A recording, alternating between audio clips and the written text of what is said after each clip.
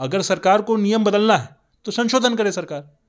Committee बना के पुराने नियम को कैसे सरकार बदल सकती है? बोलने को तो नियोजित शिक्षक हैं, लेकिन जब सरकार ने फैसला ले लिया कि 60 साल तक ये सेवा में बने रहेंगे या फिर डेट ऑफ रिटायरमेंट तक बने रहेंगे, तो नियोजित कहाँ रहे? अब सरकार उसमें क्या टेक्निकलिटी निकाल के कहती है राज्यकर्मी नहीं है, राज्यकर्मी बनाने के लिए परीक्षा लेती है, तो ये तो बिल्कुल अस्पष्ट है पूरा मामला। कोर्ट में जाएंगे तो बिल्कुल इनका मामला मजबूत है, डट के इस लड़ाई को लड़ने की आवश्यकता है, कोर्ट में भी और कोर्ट के बाहर भी। यहाँ आप कह रहे हैं कार्रवाई हो जाएगी। अब सुप्रीम कोर्ट जब कहता है आपको सहयोग करना चाहिए ऐसे प्रदर्शनकारियों का, तो कार्रवाई करने का मतलब नहीं, लेकिन कार्रवाई तो सरकार कर रही है। नमस्कार, बहुत बहुत स्वागत है आपका लाइव बिहार में। मैं हूं आपके साथ संजीव सिंह। देखिए, नियोजित शिक्षक जो है ऐच्छिक स्थानांतरण और राजकर्मी की दर्जा की मांग को लेकर के लगातार प्रदर्शन कर रहे थे, मांग कर रहे थे। इसके बाद के पाठक के निर्देश पर एक कमेटी का गठन होता है और उस कमेटी की तरफ से ये अनुशंसा की जाती है कि नियोजित शिक्षक को जो है राजकर्मी का दर्जा तो मिलेगा, लेकिन उन्हें 3 बार जो है परीक्षा देनी होगी, यानी कि सक्षमता की परीक्षा उन्हें पास करनी होगी। 3 बार मौका दिया जाएगा। अगर 3 बार में 1 बार भी पास नहीं करते हैं तो राजकर्मी तो दूर, आप नियोजित शिक्षक भी नहीं रह पाएंगे। तमाम मुद्दे पर हमारे साथ बात करने के लिए पटना हाईकोर्ट के वकील कुमार अंजनय सानू जी हैं। हम बात करेंगे कि जिस प्रकार से नियोजित शिक्षक जो हैं वो आंदोलन की बात कर रहे हैं, धरना प्रदर्शन की बात कर रहे हैं, यहाँ तक कि विधानसभा घेराव की तैयारी कर रहे हैं। उनका कहना है कि सक्षमता की परीक्षा जो है हम अब नहीं देंगे। पहले ये कहा गया था कि हम लोग जो है 60 वर्ष तक हम लोग की नौकरी रहेगी, लेकिन अब जिस प्रकार से कहा जा रहा है कि सक्षमता की परीक्षा देनी होगी और उसमें भी पास करना जो है अनिवार्यता कर दी गई है, कैसे देखते हैं? क्या कानून प्रक्रिया है उनके लिए, कैसे वो निपटा पाए? देखिए संजीव जी, बहुत स्पष्ट बात है। जो नियोजित शिक्षक थे लगातार सेवा में बने थे। बीच में सरकार ने फैसला भी लिया कि जब तक रिटायर ना होते तब तक वो सेवा में बने रहेंगे, रिटायरमेंट की उम्र तक। अब होता क्या है कि शिक्षकों की मांग है कि भाई हमको भी राज्यकर्मी का दर्जा दीजिए। सरकार बातचीत करती है और राज्यकर्मी का दर्जा देने को लेकर फैसला लेती है। इसी के आलोक में बिहार विद्यालय विशिष्ट शिक्षक नियमावली 2023 लाती है सरकार, जो कि 26 दिसंबर को बिहार गजट में प्रकाशित होता है। उस आधार पे शिक्षकों को विशिष्ट शिक्षक बनाने की एक योजना तैयार होती है और कहा जाता है कि जो शिक्षक एक सक्षमता परीक्षा आयोजित होगी और उसको जो पास कर जाएंगे वो विशिष्ट शिक्षक बन जाएंगे और उनको बीपीएससी द्वारा बहाल जो शिक्षक हैं उनके अनुरूप लाभ मिलेगा। ठीक है, यहाँ तक स्पष्ट था सब कुछ। अब देखिए, नियम बिहार विद्यालय विशिष्ट शिक्षक नियम बनाने के पीछे एक ही उद्देश्य था कि शिक्षकों के बीच में कुछ ऐसे शिक्षक चयनित किए जाएंगे जो कि विशिष्ट होंगे, जो कि मेरिट वाले होंगे और उनको अलग से लाभ दिया जाएगा। ठीक है, अब नियम का जो पूरा दायरा था यहीं तक था कि विशिष्ट शिक्षकों की पहचान होगी और उनको लाभ दिया जाएगा। लेकिन नियम 4 इसका यह कहता है जो शिक्षक परीक्षा नहीं पास कर पाएंगे या परीक्षा नहीं दे पाएंगे, 3 बार अटेम्प्ट के बाद पास नहीं कर पाएंगे, उनके लिए फैसला लेने के लिए सरकार सक्षम होगी और सरकार इसके लिए एक कमेटी बनाएगी। कमेटी का जो निर्णय होगा उसी के आधार पे यह नियम संशोधित माना जाएगा। मतलब कमेटी कोई फैसला ले लेती है तो माना जाएगा कि नियम ही बदल गए।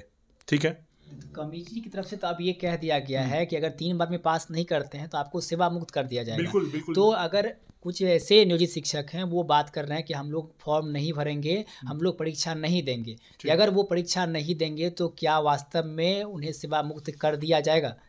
देखिए संजीव जी, कानून है। देखिए संजीव जी, अगर कमेटी बन गई और कमेटी बनी है नियम 4 के आलोक में, नियम 4 एक बिहार सरकार द्वारा गजट में पब्लिश किया हुआ नियम है। ठीक है, तो वो तो लागू होगा ही होगा। ठीक है, कमेटी ने रिपोर्ट दे दिया है और सरकार रिपोर्ट को अगर इम्प्लीमेंट कराना चाहेगी तो वो तो कानून हो गया एक तरीके से। लेकिन हमको अब ये देखना है कि कानून ये गैर कानूनी है कि कानूनी तरीके से बनाया गया कानून है। अब नियम ने, मैंने आपको जैसे शुरू में ये बात कही थी कि इसका दायरा है विशिष्ट शिक्षक ढूंढने तक ही। अब विशिष्ट शिक्षक ढूंढने के लिए एक नियम बनाया आपने और उसी नियम से कमेटी बनाते हैं और कमेटी ये फैसला लेती है कि जो शिक्षक नियोजित हैं, जो पहले से सेवा में हैं, वो भी परीक्षा नहीं पास कर पाएंगे तो उनको हम सेवा से मुक्त कर देंगे, सेवा मुक्त कर देंगे। तो ये नियम के दायरे के विपरीत, दायरे के बियॉन्ड जाके इन्होंने ऐसा फैसला ले लिया है। तो बिल्कुल कमेटी का जो निर्णय है बिल्कुल गलत है, असंवैधानिक है और मुझे लगता है fit to be set aside है। ये नियम के भी विपरीत है। बिहार सरकार ने जो नियम बनाया, जैसे कि नियम का दायरा जो है उस दायरे से बियॉन्ड जाके, उस दायरे से परे जाकर आप कुछ नया फैसला नहीं ले सकते। तो ये तो बिल्कुल नियम का भी उल्लंघन है, पहली बात। दूसरी बात, जब बिहार सरकार ने तय कर दिया है कि आप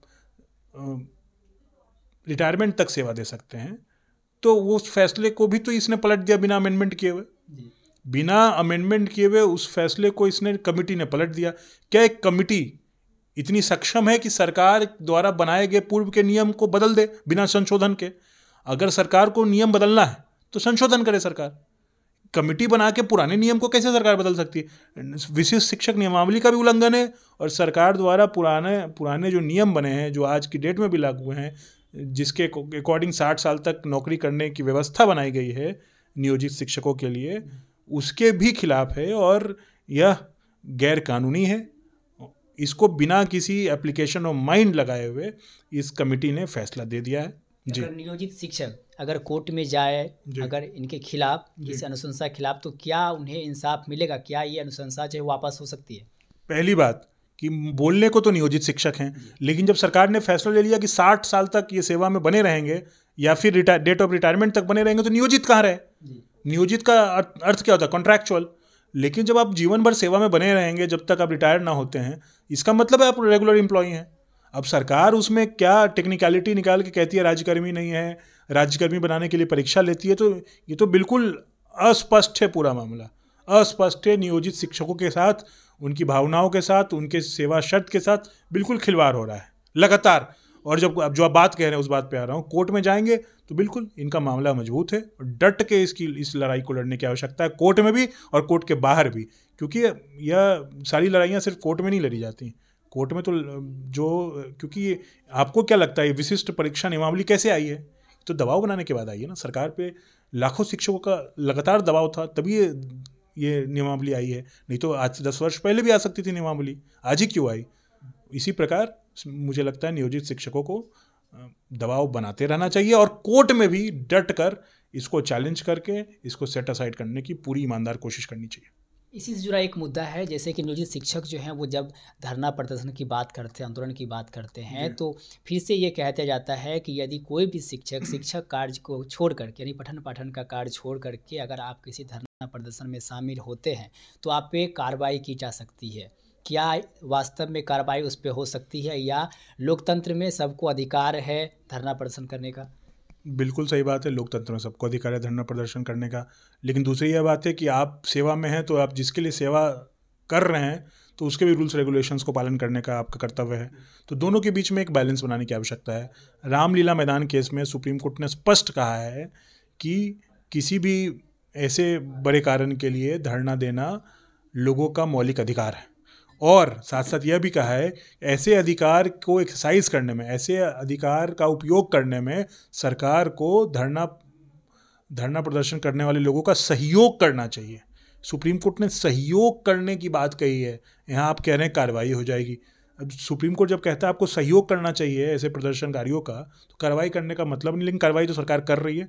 और कई शिक्षक, हर जिले से लोगों ने उस कार्रवाई जो उनके खिलाफ हुई उसको चैलेंज किया कोर्ट में। हम लोग भी मामला लड़ रहे हैं, कोर्ट में लड़ाई लड़ रहे हैं, लेकिन वही है कि एक साधारण शिक्षक क्या करेगा? वो अपनी नौकरी करेगा, धरना देगा, कि धरना देने के बाद सस्पेंड होने के बाद कोर्ट में लड़ाई लड़ेगा, तो उनके लिए बड़ा कठिन है। बोलना आसान है, मैं तो बोल दूंगा कि भाई एकदम गलत है, सुप्रीम कोर्ट ने कहा ऐसा कह दिया है, सुप्रीम कोर्ट की बातों का उल्लंघन हो रहा है। लेकिन सबसे कठिन बात है कि जो व्यक्ति 20,000 25,000 रुपये दरमाहा सैलरी पा रहा है, तनख्वाह पा रहा है, उस व्यक्ति से हम कैसे आशा करेंगे कि निजी रूप से, क्योंकि कार्रवाई तो निजी रूप से होती है, कार्रवाई तो जनरली संगठन अथवा किसी समूह पे नहीं होती, कार्रवाई तो चुन चुन के लोगों पर किया जाता है और व्यक्ति अकेला पड़ जाता है। तो ये एक थोड़ी कठिनाई है, लेकिन फिर भी मुझे लगता है कि बड़ी लड़ाइयों में थोड़ी बहुत कठिनाइयाँ आती हैं, और ये वैसी ही बड़ी लड़ाई है। सेवा मुक्त करने का अर्थ है कि आप बेरोजगारों की एक फ़ौज तैयार करना चाहते हैं बिहार में। जो लोग 20 साल से, 15 साल से, 10 वर्ष से सेवा में बने हैं, उनको सेवा मुक्त करने का कोई तात्पर्य ही नहीं है, कोई उसका अर्थ ही नहीं है। आपने जब इनको नौकरी दी थी उस समय तो नहीं कहा था कि आपको सेवा मुक्त कर देंगे, आप कोई परीक्षा नहीं पास करेंगे। तो आप 15-20 साल से उनकी सेवा ले रहे हैं। व्यक्ति अब रिटायरमेंट की ओर अग्रसर हो रहा है। 20 साल की नौकरी करने के बाद 45 साल की उम्र में व्यक्ति कहाँ नौकरी पाएगा, किस कंपटीशन में बैठेगा? ये तो नैतिक रूप से भी बिल्कुल गिरावट आई है सरकार के फैसलों में। कानूनी रूप से तो गलत है, नैतिक रूप से बिल्कुल गलत है। जी, एक आखिरी सवाल रहेगा कि नियोजित शिक्षक बहुत सारे हैं जो काफ़ी परेशान हैं, उनको आगे का रास्ता नहीं दिख रहा है, तो आपकी तरफ से कोई सुझाव जिससे वो किसी कानून प्रक्रिया में ना फंसे, कोई उस पे कार्रवाई नहीं हो, लेकिन जो ये अभी आगे समस्या है इससे भी निपटारा पा सके वो, कोई ऐसा आपकी मेरा तरफ एक से ही सलाह है कि सामूहिक रूप से इसका मुकाबला कीजिए। ऐसा नहीं है कि आप 10 अलग अलग 50 अलग अलग ग्रुप बना लें और सब लोग अपने अपने तरीके से लड़ें। सामूहिक लड़ाई में एकता होती है। सामूहिक रूप से लड़ेंगे तो आपके खिलाफ कार्रवाई करने वाले भी सोचेंगे कि भाई इतने मजबूत लोगों के खिलाफ कार्रवाई करेंगे तो पूरे बिहार में राजनीतिक परिवेश बदल जाएगा, अथवा पूरे बिहार में एक संगठन, एक शिक्षकों का जो है, इतने लाखों शिक्षकों का है, उस संगठन से तो किसी को भी भय लगेगा ना कि इतना बड़ा एक यूनिट है जो कि सरकार का अगर विरोध कर दे तो कुर्सियां हिल जाएंगी। तो मुझे लगता है कि सामूहिक रूप से निर्णय लेने का समय है। और जो भी मतभेद हैं, मतभेद तो हर व्यक्ति में होता है, भाई भाई में होता है, पिता पुत्र में होता है, तो मतभेदों को भूलते हुए सामूहिक रूप से अपनी लड़ाई लड़ें, कोर्ट में भी और कोर्ट के बाहर भी। जी, बहुत बहुत धन्यवाद। तो हमारे साथ बात कर रहे थे पटना हाईकोर्ट के वकील कुमार अंजन सानू जी। इनका साफ तौर पे कहना है कि जो भी शिक्षक हैं वो सामूहिक रूप से प्रयास करें, लड़ें, आपकी हक की लड़ाई है, आपको न्याय जरूर मिलेगा। तो फिलहाल आपकी क्या प्रतिक्रिया है हमें कमेंट बॉक्स में बताएं। इस पर में इतना ही। खबर देखते रहिए लाइव बिहार। धन्यवाद। लाइव बिहार यूट्यूब पर सब्सक्राइब और फेसबुक पर लाइक जरूर करें।